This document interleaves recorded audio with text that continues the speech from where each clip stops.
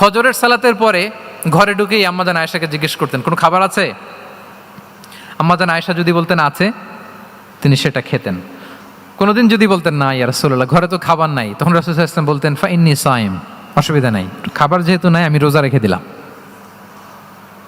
কত easy going. আচ্ছা আমরা হলে কি করতাম বলেন তো? ফজরের পরে ঘরে গেছেন, আপনি বড় সাহেব না, এবার যাওয়ার পরে জিজ্ঞেস করছেন কি আছে খাবার দাও, যদি বলে ঘরে কিছু নাই, কি বলবেন দেখি, কয়েকটা উত্তর আসুক। ফজরে মসজিদে অনেক কিছু করে টোরে ক্ষুধা পেটে ঘরে গেলেন, যে বললেন যে টেবিলে বসে বললেন যে খাবার দাও, এখন বলে যে কিছু নাই ঘরে, কি উত্তর আসবে? এখান থেকে একটা উত্তর আসুক, বলেন কি বলবেন? হ্যাঁ খবর আছে, এই তো। এদিকে বলেন আপনি কি বলবেন? আপনারা আলহামদুলিল্লাহ বলে না, কিন্তু বাসায় বলে না।